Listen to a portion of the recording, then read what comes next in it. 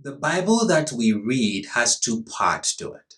And when I say two parts, I'm not talking about the Old and the New Testament. No. I'm talking about what we've come to know as the Old Testament. The correct name, I think, collectively, I would call it the Torah, which doesn't mean law. Torah correctly translated is instructions. So the Torah has two parts, the written and then the oral, what we call Torah Shabbal Peh, Torah that is spoken. The question most asked is, where in the written text does it say that there is a Torah Shabbal Peh, there is an oral Torah?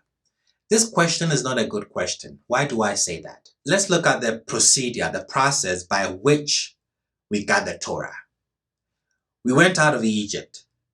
Moshe taught some instructions before the revelation at Mount Sinai. At Mount Sinai, the people all heard Yah speak and gave Moses the 10 statements. Moses comes down from the mountain and started to teach the nation the Torah Yah taught him on Mount Sinai. Moses did that for 39 years. All Baal Peh, all oral, no book at all. 39 years with no book, 39 years of lectures. At the end of his life, he wrote the books of the Torah just before he died and gave them to the tribes.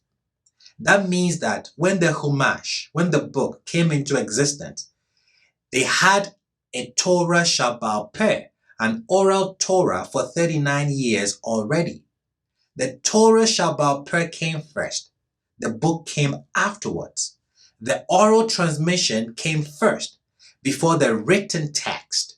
Now, why should you write into the book what everyone already knows? What everyone has been living for 39 years? There is really no point in putting so much detail in the book. We had it, we studied it, we analyzed it, we talked about it, we memorized it, we debated it for 39 years. Then after, it was written down.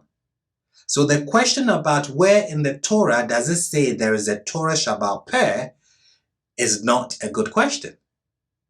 If you look at the written very carefully, you can see that without the oral transmission, you cannot really understand the written.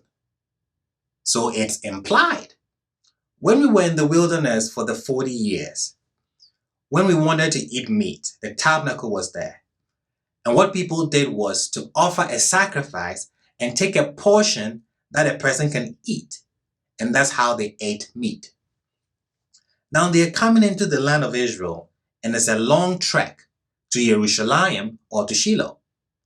Are you allowed to have a barbecue in your backyard, or must you make the trek when you want to eat meat?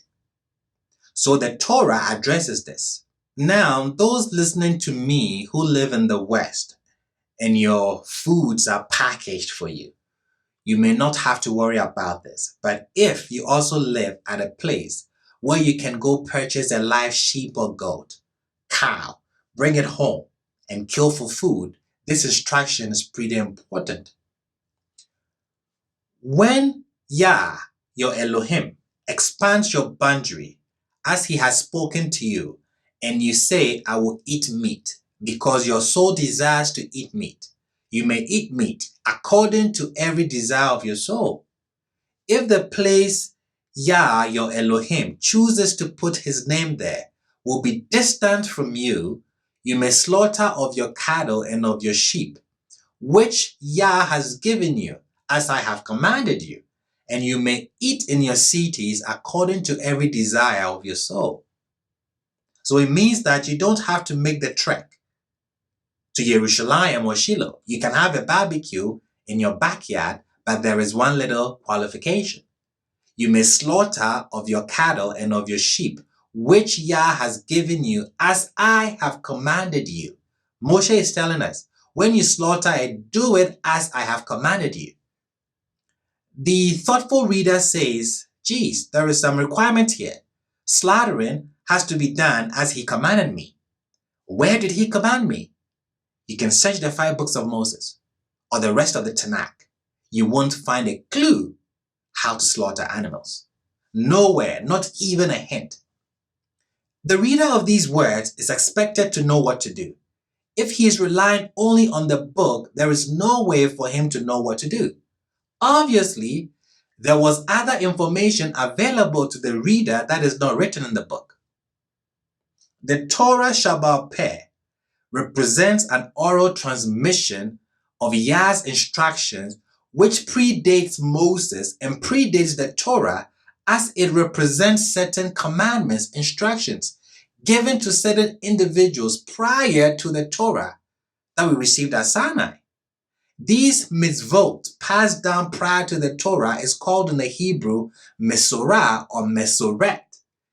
This Hebrew word translates in English as tradition, but it is wrong. The word actually means to pass or to transmit.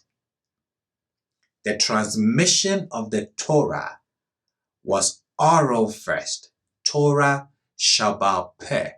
Torah that is transmitted from the mouth before it is written down.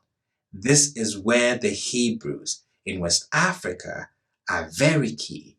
Why? Because they have kept this Torah Shabbal Peh till this day. How do you slaughter animals? Moshe doesn't tell us.